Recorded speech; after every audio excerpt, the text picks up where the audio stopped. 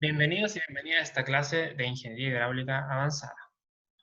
En esta clase vamos a terminar con el repaso de las ecuaciones de gobierno de flujo de presión y nos vamos a enfocar en la cavitación en tuberías y sistemas de tuberías.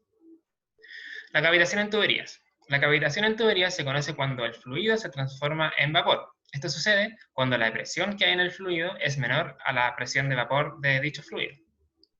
Esto se conoce como cavitación. En el caso del agua, tenemos que la presión de vapor va a depender de la temperatura que ven en la siguiente tabla. Para que la conducción esté bien diseñada, se tiene que cumplir que la presión siempre sea mayor a la presión de vapor, en todos los puntos de la conducción, bajo todas las condiciones de operación. ¿Por qué tenemos que evitar este fenómeno? Porque en primer lugar va a provocar un mal funcionamiento de la instalación. Nosotros estamos diseñando para que el sistema funcione con un fluido y no con un vapor. Y en segundo lugar, la presión de vapor va a producir deterioro en los elementos mecánicos. Esto es realmente importante en elementos delicados y costosos, como por ejemplo en el caso de las bombas, lo cual vamos a ver en mayor detalle en las siguientes clases. Con respecto al sistema de tuberías, tenemos dos principales sistemas, los sistemas en serie y los sistemas en paralelo. Para el caso de los sistemas en serie, si planteamos la ecuación de continuidad en los nodos que se dibujan en la pantalla, vamos a ver que el caudal en 1, el caudal en 2 y el caudal en 3 es igual, por lo tanto el caudal que circula por cada tramo es el mismo. Y con respecto a las pérdidas de carga del sistema, en el caso de las pérdidas por fricción, vamos a tener que la pérdida total de fricción en el tramo en serie va a ser igual a la suma de las pérdidas por fricción en cada tramo.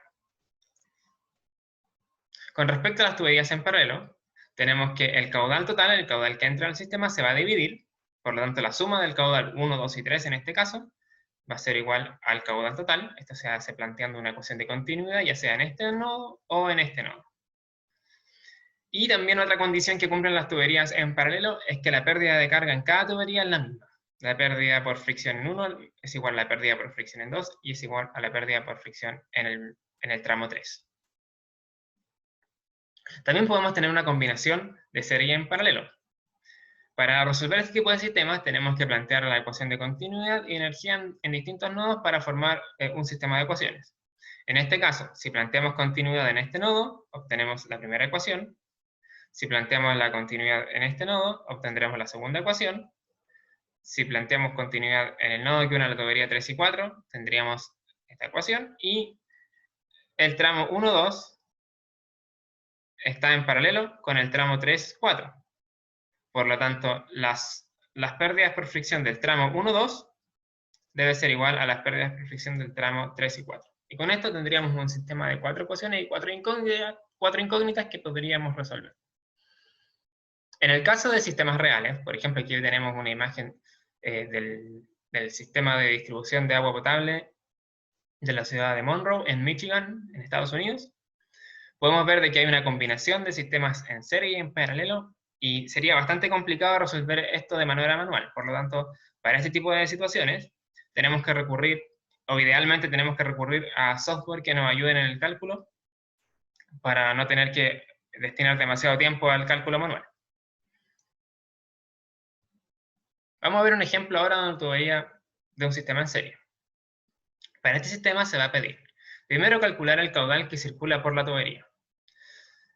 Tenemos los siguientes datos, tenemos los largos de cada tramo, los diámetros de cada tramo, tenemos el coeficiente de Hazen-Williams, se nos pide despreciar la altura de velocidad y se nos pide asumir que la presión en D es atmosférica. Entonces, el primer punto, calculemos el caudal que circula por esta tubería.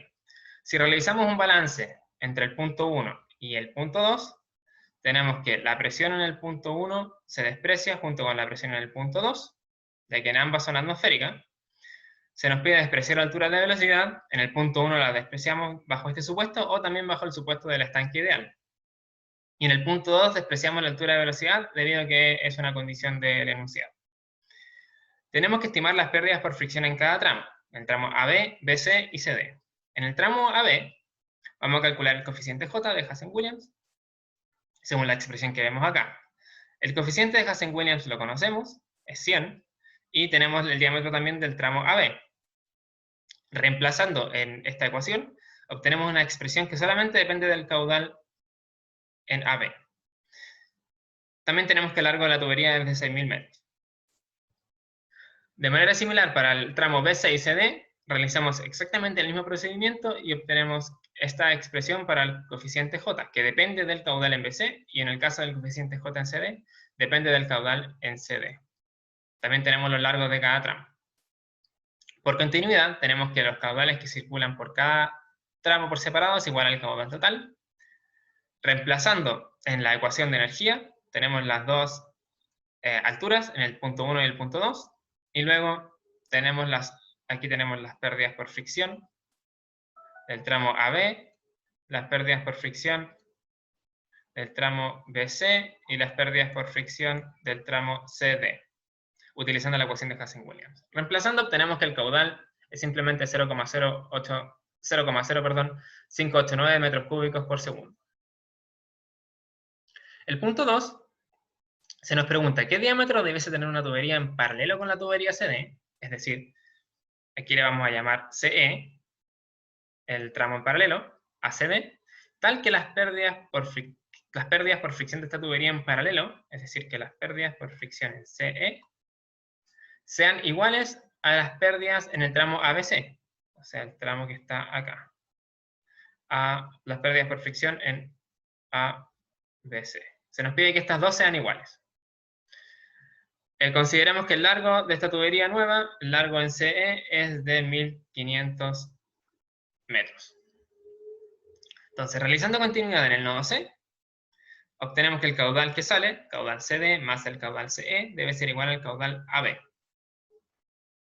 Ahí tendríamos nuestra primera ecuación. Las pérdidas entre CD y CE deben ser iguales, ya que están en paralelo. Por lo tanto, planteamos esta ecuación. Igualamos las pérdidas por fricción. Tenemos que los largos son iguales, por lo tanto se simplifican. Y por ende, tenemos que el coeficiente JCD, utilizando la ecuación que utilizamos en la primera parte, utilizamos esta expresión y tenemos que las pérdidas por fricción en el tramo CE, utilizando Hazen-Williams, en vez de depender, como antes, solo del caudal, va a depender del diámetro de la sección CE, porque es también una incógnita del problema. Por lo tanto, el coeficiente J en el tramo CE va a depender tanto del caudal que circula por CE como del diámetro del tramo CE, que ambos desconocemos. Por lo tanto, va a depender de dos variables.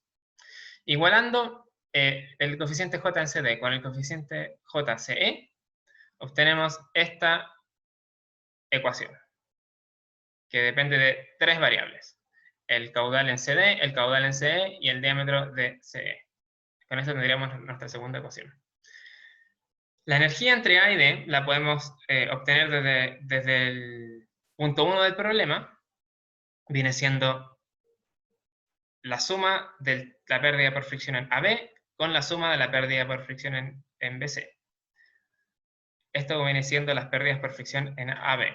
Y se nos pide en el enunciado que las pérdidas por fricción en el tramo ABC sean igual a las pérdidas en el tramo CE, que también a su vez son igual a las pérdidas en el tramo CD porque están en paralelo. Por lo tanto, acá tenemos las pérdidas por fricción en el tramo ABC, y aquí tenemos las pérdidas por fricción en el tramo CD, que viene siendo la componente que está acá. O sea, esto tiene que ser igual, esto tiene que ser igual a esto. Con esto obtenemos nuestra cuarta ecuación. La tercera ecuación era simplemente realizar un balance de energía entre A y D. Tenemos entonces un sistema de 4 ecuaciones y 4 incógnitas. Tenemos continuidad, tenemos la equivalencia de las pérdidas por fricción de los tramos en paralelo, tenemos la ecuación de energía y tenemos la condición del enunciado, que las pérdidas del tramo ABC sean igual a las pérdidas del tramo CE. Resolviendo este sistema para estas 4 incógnitas, obtenemos los 3 caudales y lo que se nos pide, el diámetro en la tubería CE. En el punto 3, se nos pide verificar que se cumplen los supuestos del método de Hazen-Williams, es decir, que el diámetro sea mayor a 5 centímetros y que la velocidad sea menor a 3 metros por segundo. Para la parte 1 del problema, todos los diámetros son mayores a 5 centímetros. Podemos ver que este es 40 centímetros, 30 centímetros y 20 centímetros. Por lo tanto, estamos ok con esa parte. El tramo CD es el de mayor velocidad, porque tiene el diámetro más pequeño. Por lo tanto, vamos a verificar que sea menor a 3 metros por segundo. Y efectivamente lo es. Es de 1.87, lo cual es menor a 3 metros por segundo. Por lo tanto, estamos cumpliendo con la condición. Para la parte 2, también todos los diámetros son menores a 5 centímetros, por lo tanto estamos ok. Y en la nueva tubería vamos a verificar que se cumple el supuesto. Tenemos que la velocidad es de 1.38 metros por segundo y es menor a 3 metros por segundo, por lo tanto también estamos ok y se cumplen los supuestos. Con eso damos por terminada esta clase y nos vemos en la siguiente clase.